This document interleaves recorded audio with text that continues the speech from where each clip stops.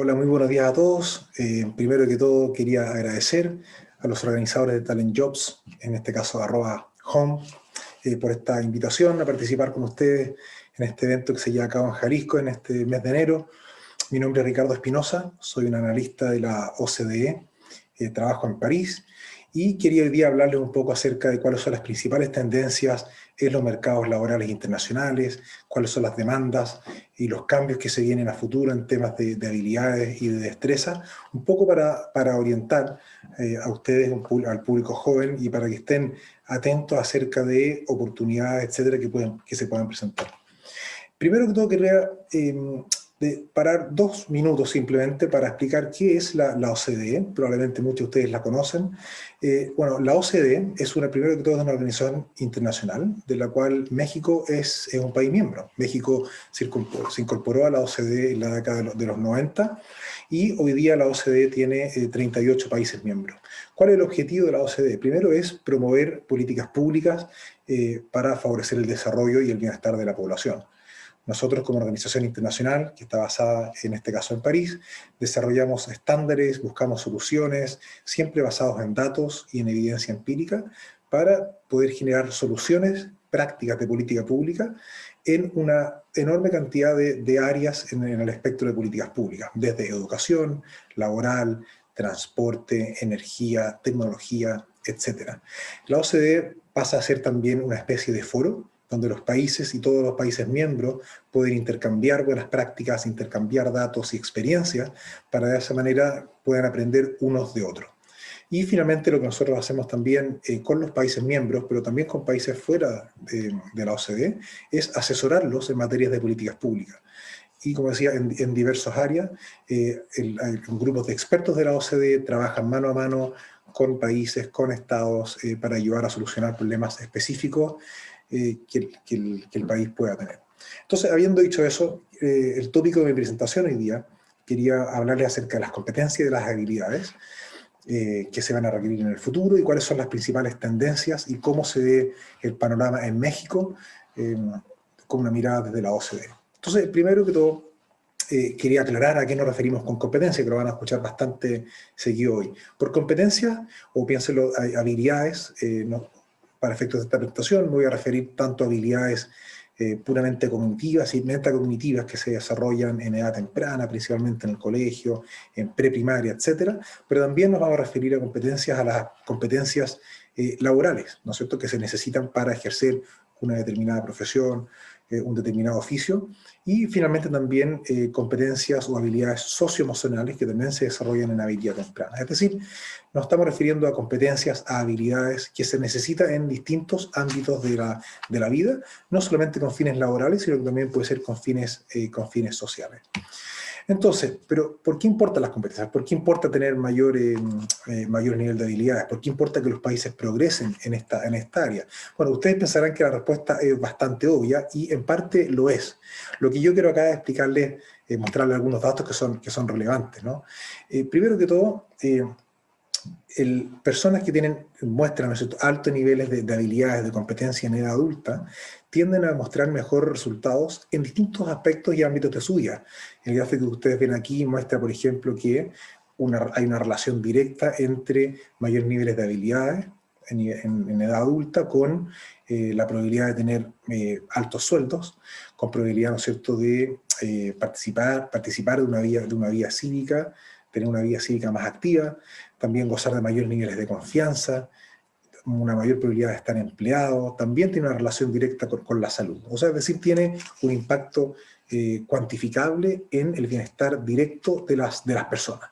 Pero también, ¿no es cierto?, un mayor nivel de habilidad tienen una relación muy directa con el desarrollo económico, y es un punto clave a la hora de analizar factores de éxito de los países. Y a lo que ustedes pueden ver acá en este gráfico es qué correlación hay entre la productividad laboral en el eje vertical y cómo se utilizan las competencias en el ámbito laboral. Y ustedes pueden ver que mientras mejor y más se utilicen las competencias, tienden los países a tener una mayor productividad laboral. Es decir, las competencias tienen un ámbito, digamos, individual, personal, que importan para la persona, pero también importan, por supuesto, para el desarrollo de los países.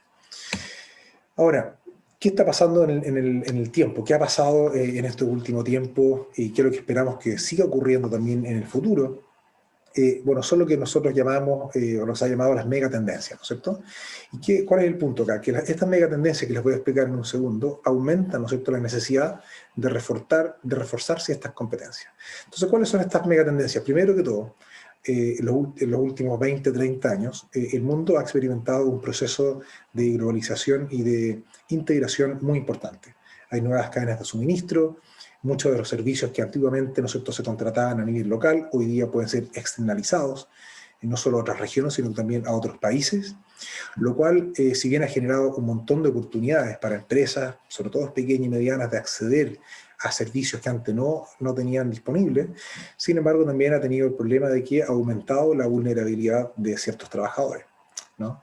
Empresas que mueven sus trabajos de un país a otro, etcétera, bueno, dejan la población local un poco más vulnerable. O sea, tiene lados positivos y lados negativos. De la misma manera, el cambio tecnológico también presenta, por un lado, desafíos importantes, pero sin duda que ventajas inimaginables, ¿no? Primero que todo, hay un desarrollo muy rápido de nuevas tecnologías, han surgido nuevas formas de trabajo, ¿no es cierto? Sobre todo la posibilidad de trabajar de manera remota. Han existido trabajos, se han creado trabajos que hace 20, 30 años no existían. Piensen ustedes, programadores, toda la ingeniería informática, etcétera, son oficios, profesiones que antiguamente prácticamente no existían y hoy, sin embargo, son las más pujantes. Y esto combinado también con nuevas fuentes para aprender, ¿no es cierto? Especialmente aprender en línea, educación a distancia, etcétera. Y junto con estos dos cambios, ¿no es cierto?, de globalización y tecnológico, ha habido también un cambio muy importante demográfico, que es marcado por dos cosas. Primero que todo, por un envejecimiento de la población, producto de dos fuerzas, ¿no? Por un lado, la gente vive más, ¿no es cierto? Ha aumentado la esperanza de vida considerablemente, producto de los avances en salud, pero también, ¿no es cierto?, los niveles de fertilidad han disminuido considerablemente. Por otro lado, hay cambios migratorios, flujos que antiguamente no se observaban, ¿no es cierto?, o al menos no se observaban con esta magnitud, de personas de países o regiones a otras. Y esto ha gatillado sin duda, sobre todo el envejecimiento de la población, por una mayor demanda por servicios, ¿no? Sobre todo la población, digamos, entre 65 y 85 años, que antes era muy reducida. Hoy esa población requiere servicios de cuidado, y una serie de otros servicios que antiguamente no existían. Por lo tanto, se han creado también oportunidades importantes para esa población, como también para trabajadores, para satisfacer esas necesidades de la gente adulta. Ahora, estas megatendencias tienen, como decía, lados positivos, lados negativos, y muchos de los impactos ya se pueden ver actualmente, ¿no? Uno de los más sorprendentes, creo yo, y esto muy relacionado con el tema de las habilidades, es que es lo que se conoce como la polarización de los mercados laborales. ¿Qué significa eso? Que usted mira los últimos 20 años y lo que ha ocurrido con los trabajos es que, por un lado, ha aumentado muchísimo la demanda por habilidades altas, ¿no es cierto?, con trabajadores altamente calificados, ha aumentado mucho la demanda. Piensen ustedes la cantidad de ingenieros que se requieren, la cantidad de científicos, etcétera. Y por otro lado también ha aumentado mucho la demanda por trabajadores con bajos niveles de habilidades, que se emplean principalmente en sectores, por ejemplo, como servicio. Entonces aumenta la demanda por trabajadores de alta calificación y aumenta la demanda por trabajadores de baja calificación. ¿Y qué pasa con los trabajadores con calificaciones medias? Esos son los rectángulos que ustedes pueden ver en gris. Ha disminuido considerablemente. Es decir, lo que antiguamente era una distribución un poco más uniforme, hoy día está cargado para las altas habilidades o cargada para las bajas habilidades, y ha quedado una especie de vacío entre medio, ¿no? Entonces las personas que tenían niveles medios de habilidades quedan en una nebulosa, y por eso es tan necesario que esas personas den el salto hacia los niveles altos. Ahora, a estos, por supuesto, que tenemos que agregar un factor que hasta hace un año era algo completamente inesperado, que es el COVID. ¿Cuál ha sido el impacto directo del COVID? Bueno, primero que todo, ha acelerado los procesos de automatización. Y los procesos de automatización, sin duda, tienen una repercusión importante en los trabajos, ¿no? Hay gente que efectivamente hoy día los robots y todas las máquinas autómatas están reemplazando, ¿no es cierto?, un montón de trabajadores, pero por otro lado, ¿no es cierto?, no todo es negativo, sino que también crea una oportunidad muy grande, ¿no es cierto?, para prestar servicio y también de personas que se emplean en estas nuevas empresas más automatizadas. Ahora, ¿qué pasa en este caso? ¿Cómo situamos a México? Bueno, México, si uno lo compara con los países de la OCDE, es uno de los países que tiene mayor porcentaje de trabajos con riesgo alto de ser automatizados, ¿no es cierto? Entonces esto es una especie de, digamos, de semáforo, una luz amarilla que se enciende diciendo, bueno, acá hay algo que tenemos que tener en cuenta, ¿no? O sea, es una economía, al igual que otras como, bueno, Lituania, Eslovaquia, Perú, Turquía, etcétera, que son relativamente vulnerables a la automatización. Es decir, hay un porcentaje no menor de trabajos que de alguna manera pudiesen desaparecer de aquí a unos 15, 20 años producto de la automatización. ¿Y qué ha hecho COVID? Bueno, ha acelerado este proceso, ¿no? Las empresas se han dado cuenta que ante amenazas, por ejemplo, como el COVID, más vale tener un robot, una máquina que puede trabajar de manera autómata y no, ¿no es cierto?, requerir de una persona que esté físicamente con los riesgos de contagio, etc. Entonces, eso por un lado, la automatización. Pero también, ¿no es cierto?, vemos que COVID podría también exacerbar las desigualdades que existen actualmente en los mercados laborales y en la sociedad. Este es un estudio que se publicó recientemente, muestra el porcentaje de trabajo que se pueden realizar de manera remota. Y como ustedes se pueden esperar, las personas que están con niveles de calificación alta, con niveles altos de educación, altos de habilidades, tienen muchísima mayor probabilidad de trabajar en un empleo que se puede realizar de manera remota, ¿no? Entonces ustedes lo que ven en ese gráfico son los puntitos, son la gente con alto nivel de calificación y pueden, digamos, cerca de un 60, incluso en algunos países 70% de esas personas trabajar de manera remota sin problema. ¿Qué pasa ahora con la gente que tiene bajos niveles de habilidades, que son los rectángulos azules? Ese porcentaje baja del orden de 20-30%, es decir, casi prácticamente la mitad. ¿Qué pasa en México? Bueno, esto probablemente es aún más acentuado. Dentro de las personas con alto nivel de capacitación, casi un 40% puede trabajar de manera remota. Si ustedes se fijan en la población con bajos niveles de competencia, solamente un 12% puede trabajar de manera remota. Entonces, ¿cuál es el efecto inmediato que tiene esto? Bueno, es que la gente con altos niveles de habilidades puede mantener su trabajo fácilmente, puede seguir trabajando desde su casa, mantener su empleo y su nivel de ingreso. ¿Y qué pasa con la gente, ¿no es cierto?, que tiene bajos niveles de habilidades? Bueno, producto del COVID no pueden trabajar, una proporción, no todos, pero algunos de ellos podrían perder sus empleos o ver mermados sus ingresos de manera significativa. Y esa brecha podría, ¿no es cierto?, ampliarse producto de COVID. Por lo tanto, también es una alerta que hay que tener importante. Y esto nos va marcando un poco el camino hacia dónde tenemos que invertir, dónde tenemos que poner el foco en los próximos años, de tal manera de igualar la balanza en este ámbito. ¿Y dónde debieran estar las políticas públicas en los próximos años? Bueno, por un lado, y lo inmediato es enfocarse en la recuperación económica. En México va a tener este año, el año 2020, una caída del Producto Interno Bruto alrededor de un 10%. Y esto lamentablemente no es, digamos, parejo en todos los sectores económicos, sino que, como ustedes ven en el gráfico a la derecha, México está muy expuesto a lo que ocurre en el sector turismo, justamente porque emplea una mayor, un porcentaje del empleo bastante grande, ¿no es cierto?, cerca del 15%, que es bastante más de lo que emplean los países de la OCDE en promedio. Entonces, esto es una especie de alerta y debería marcar el camino en los próximos años. Ahora, sin duda también se necesitan mejoras sustantivas en diversos ámbitos, ¿no? México aún está por debajo del promedio de la OCDE en la prueba PISA, que mide habilidades lectoras, de matemáticas y en ciencia, ¿no es cierto?, en jóvenes de 15 años. Aún está en México cerca de 80 puntos por bajo y lamentablemente no se observan mejoras sustantiva y sostenida en el tiempo, ha estado relativamente estable en los últimos 15 a 20 años, por lo tanto vemos que hay un estancamiento que debiese ser una prioridad. Ahora, ¿qué pasa cuando la población de 15 a 20 años no experimenta mejoras sustantivas? Bueno, eso se ve reflejado luego en la población adulta, ¿no? Y les quiero mostrar ahora, estos son resultados de la prueba PIAAC, también una prueba de la OCDE, que tomamos en muchos países y medimos ahora las competencias lectoras y numéricas en la población adulta. Y podemos ver que tanto México como Chile, mi país, Turquía y otros países están, digamos, en la parte inferior de la distribución. Por lo tanto, hay un desafío importante en los jóvenes, pero también hay un desafío importante en la población adulta, ¿no? Y bueno, un adulto que tiene bajas calificaciones, que aún tiene bajas nivel, por ejemplo, de habilidades numéricas o lectoras, bueno, no está todo perdido en absoluto, ¿no? La educación de adultos es un factor, puede ser un factor importante. Hay muchísimos países que están invirtiendo fuertemente en educación de adultos, en capacitación. Es decir, hay que atacar el problema en todos lados, ¿no? El problema de enfocar solamente, ¿no es cierto?, los esfuerzos en la población más joven tiene el problema de que, bueno, los efectos se van a ver probablemente en 20, 30 años más. Sin embargo, hay mucho, mucho que se puede hacer también con educación de adultos en muchísimas áreas.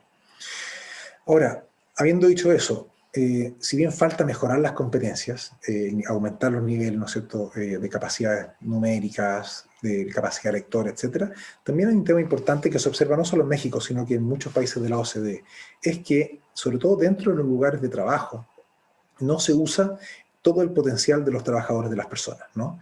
Eso ya sea por malas prácticas laborales, por, digamos, por prácticas laborales, como se conoce como anticuadas, ¿no?, que no están un poco al día.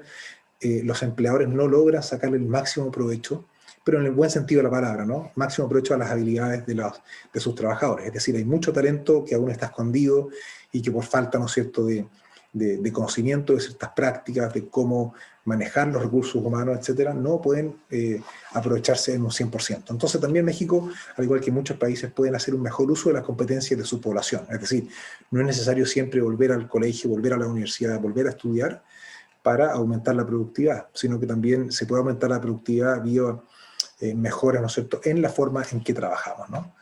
Y esto que les decía yo es consistente un poco con este dashboard, con este tablero que hemos desarrollado en la OCDE, para de alguna manera poder comparar a los países unos con otros en distintos ámbitos, ¿no?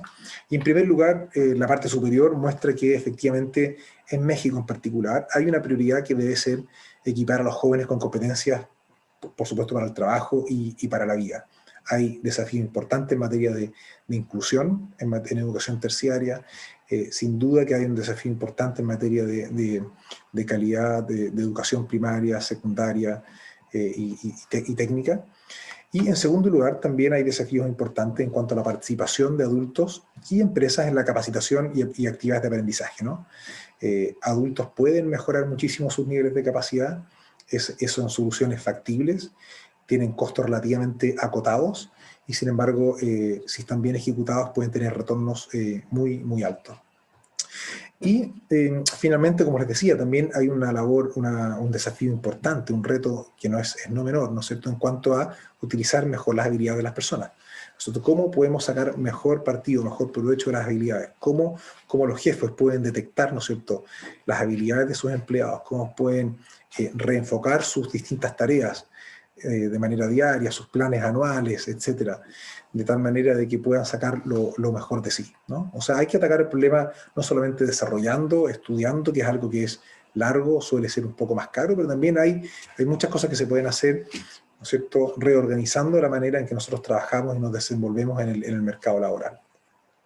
Ahora, ¿en qué se traduce eso, no? ¿En qué se traduce esta este mal uso, digamos, de las habilidades de los trabajadores? Bueno, primero, y esto es algo que México es campeón, ¿no es cierto?, campeón mundial junto a Corea, Japón, en cuanto a horas trabajadas. Si ustedes miran este gráfico, la barra verde en este caso muestra las horas trabajadas, ¿no es cierto?, lo cual es bastante alta, y también, ¿no es cierto?, es muy bajo en el caso de México la cantidad de tiempo dedicada a actividades de esparcimiento, de ocio, deporte, etc. Es decir, se trabaja mucho, se descansa poco, ¿no es cierto? Todo lo contrario de lo que ocurre en países, por ejemplo, como Noruega, que se trabaja mucho menos horas, se tiene más actividades de esparcimiento, y eso nos dice algo, nos dice probablemente que en Noruega, en Finlandia, en países como Canadá, Bélgica, etcétera, que están en el lado derecho del gráfico, las personas pueden producir lo mismo, ¿no es cierto?, trabajando menos horas, ¿ok? Entonces eso también nos puede servir como referencia. ¿En qué se traduce eso? Bueno, es que, y esto ya nos vamos un poco a lo más macro, es que la productividad laboral ha tendido a bajar en México, ¿no? México ha hecho progresos muy importantes en muchísimas áreas. Sin embargo, todavía queda un desafío importante que es la productividad, ¿no? ¿Cómo podemos producir más con menos? Ese es el concepto clave de la productividad, ¿no? ¿Cómo podemos trabajar menos horas produciendo lo mismo? ¿Cómo podemos, ¿no es cierto?, sacarle mejor partido al capital físico, al capital humano? Y aquí podemos ver, ¿no es cierto?, que la línea verde que ustedes ven ahí es la productividad de México comparado con la productividad de otros países de la OCDE, y vemos que ha ido a la baja en los últimos 20 años, ¿no? Y, bueno, ¿cuál es una de las principales fuentes de productividad, como se lo explicaba anteriormente? Es justamente las habilidades y las competencias de los trabajadores. Si nosotros no invertimos fuertemente en educación básica, secundaria, en educación terciaria y finalmente en capacitación para el trabajo, va a ser muy difícil remontar estos niveles de productividad. Muchas veces la productividad se explica por factores ajenos, ¿no es cierto?, a las habilidades, como marcos regulatorios, regulaciones que son contraproducentes o que ya no funcionan en el ambiente actual, atrasos en legislación, etc. Sin embargo, hay un factor muy, muy importante de la productividad que tiene que ver justamente con las habilidades y con las competencias. Y ese debiera ser el foco de desarrollo. Ahora, ¿qué es lo que hacemos nosotros ahora en la OCDE? Y que esto un poco, lo que le he contado hasta ahora es el marco en el cual nosotros actuamos dentro de los países. Yo les conté al principio de la presentación que la OCDE trabajaba mano a mano con los gobiernos de estados, de países, y funcionamos como una especie de foro, ¿no?, donde nosotros estamos muy en contacto con los distintos países para saber qué están haciendo, qué les ha resultado bien, qué no les ha resultado tan bien. Cuando no resulta bien, aprendemos, ¿no es cierto?, de los errores. Cuando ha funcionado bien, sacamos las mejores experiencias, y luego cuando viene un país con un problema similar, lo que nosotros hacemos es simplemente decir, mira, creo que el camino va por acá, este país lo intentó, ponemos en contacto a un país con el otro, generamos estas instancias, ¿no es cierto?, de conversación y de colaboración a nivel internacional, y trabajamos asesorando a distintos países, gobiernos, para implementar medidas y políticas públicas en el ámbito educacional, de capacitación, para mejorar finalmente las competencias. Y eso es justamente lo que nosotros hacemos en estos proyectos que se llaman las OECD Skill Strategies, las estrategias de competencia. Y acá nosotros es importante, esto es nuestro marco de acción. Por un lado, entendemos que hay un desafío importante en cuanto a desarrollar habilidades, ¿no es cierto?, todo lo que tiene que ver con educación, aumentar los niveles, ¿no es cierto?, de instrucción en todas las edades, que es el pilar número 1. El segundo pilar que ya les hablé es acerca del mejor uso de las habilidades tanto en la sociedad en general como en los lugares de trabajo, es decir, no necesariamente educarse, aprender más, sino que usar mejor las habilidades que tenemos. Y el tercer pilar, que ustedes ven abajo en azul, que es el pilar de la gobernanza. Es decir, nada de esto puede implementarse, ninguna reforma educacional, laboral, etcétera, va a poder implementarse si no está, ¿no es cierto?, sólidamente respaldada por una gobernanza efectiva. Es decir, que puedan coordinarse distintos actores, los ministerios, las distintas secretarías, involucrar, ¿no es cierto?, a todos los actores relevantes. Y esa parte de la gobernanza es clave justamente para el éxito de las políticas públicas, especialmente en el área de educación y laboral, ¿no? Hemos trabajado hasta el momento en más de 17 países y estados. México es uno de ellos. Tuvimos el placer de trabajar con México hace casi 5 años ya. Hemos trabajado con Perú, muchos países en Europa, como Noruega, Holanda, Irlanda, Portugal, España, Italia, etc. Hemos trabajado también más hacia el lado de Asia, con Kazajstán, Corea. Es decir, tenemos un muy buen, digamos, y amplio abanico de países, de experiencias. Cada país con el que nosotros trabajamos aprendemos algo, conocemos a las autoridades, conocemos a los técnicos que están detrás de las iniciativas, y eso nos va permitiendo a nosotros construir una red de contactos, conocimiento sólido acerca de lo que ha funcionado, de lo que no ha funcionado, y eso nos da, ¿no es cierto?, nos deja en buen pie para luego asesorar a los países que solicitan la ayuda a la OCDE.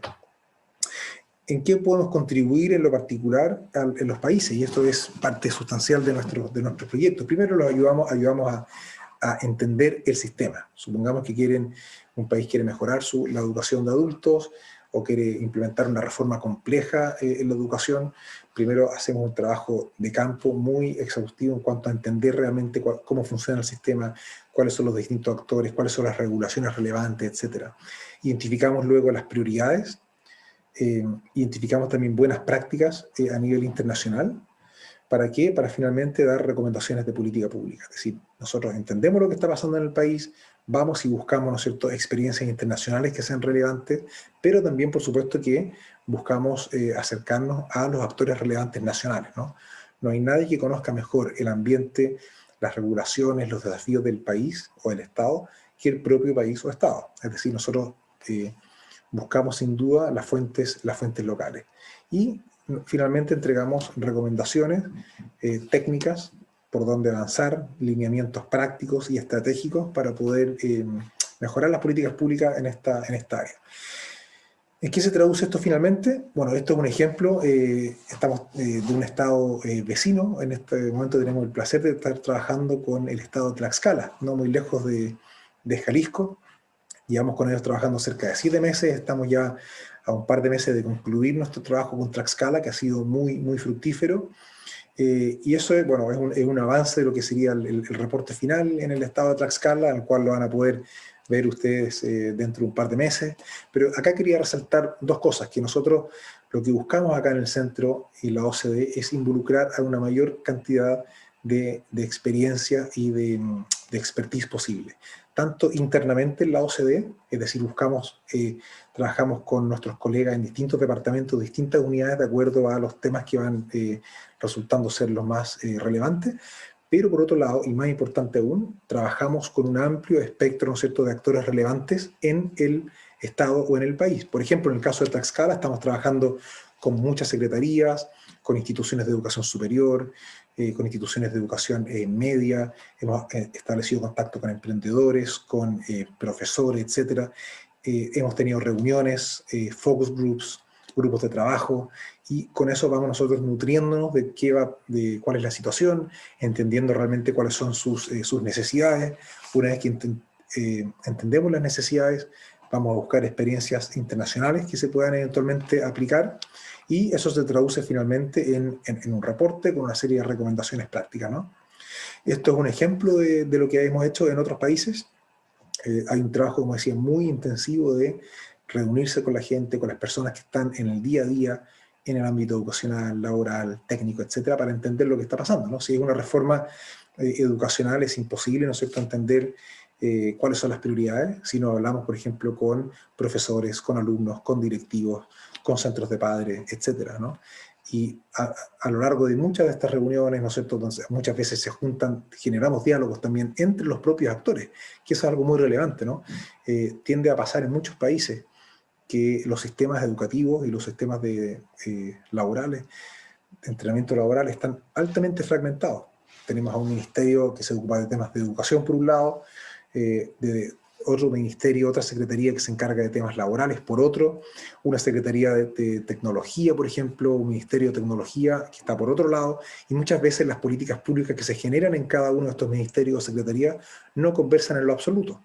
Y es sorprendente, ¿no es cierto?, ir a muchos países, sentarse en la mesa con 8 o 10 actores de distintos lugares y llevarse la sorpresa de que muchas veces, que nunca habían hablado, muchos de ellos no se conocían y sin embargo estaban trabajando en temas que eran prácticamente iguales. Entonces nosotros lo que buscamos como OCDE, ¿no es cierto?, como organismo internacional, como este foro para intercambio de ideas, es justamente mirar hacia afuera para buscar buenas prácticas internacionales, pero también favorecer ese diálogo interno entre los distintos actores relevantes dentro del país, dentro del Estado, que muchas veces, ¿no es cierto?, se ve imposibilitado de realizarse por diversas razones, ¿no? No hay tiempo, no hay conocimiento, hay competencia muchas veces entre distintas unidades, y bueno, y lo que nosotros buscamos justamente vencer esa inercia y generar soluciones en conjunto, y por eso es que ustedes pueden ver en las fotografías que les muestro que parte importante de nuestra labor es justamente la de interactuar con los stakeholders, ¿no? Que por lo demás no solamente es una muy buena fuente de información, sino que también es clave a la hora del éxito de una política pública, ¿no? Es muy difícil hoy pensar que una política pública va a ser exitosa si no tiene la aprobación de un gran espectro de actores. Entonces, en la medida que nosotros desarrollemos y conversemos con ellos y desarrollemos recomendaciones que están de alguna manera validadas por un amplio espectro de actores, bueno, las probabilidades de éxito de esas recomendaciones son muchísimo más altas. Bueno, quería finalmente agradecerles. Ha sido un placer para mí poder explicarles el trabajo de la OCDE, de poder explicarles cuál es y cómo vemos nosotros el panorama internacional en cuanto a competencias y habilidades. A modo de resumen, ¿no? Es un mundo, por supuesto, que estamos en un mundo altamente cambiante. Las competencias son muchísimo, cada vez más relevantes. Y la OCDE como organismo internacional tiene justamente esa misión, ¿no? La misión de aportar a los países o a los estados herramientas prácticas, recomendaciones consensuadas, validadas, ¿no es cierto?, por la comunidad internacional para hacer frente a estos desafíos que son no menores, ¿no? Ya se los mostré para México, me imagino que algo similar ocurre también para diversos estados como Jalisco, etc. Entonces, quería solamente terminar agradeciendo nuevamente a los organizadores, agradeciéndole a ustedes que están mirando esta presentación. Los invito a escribirme si es que tienen dudas, los invito a visitar la página web de la OCDE si les interesa que les envíe algún material en especial, si les interesa leer reportes, qué está pasando en otros países, etcétera. Me pueden contactar, están mis datos de contacto. Y eso ha sido todo, ha sido un gusto hablar con ustedes y que tengan un excelente día y que disfruten mucho esta excelente conferencia que han organizado para ustedes. Hasta luego.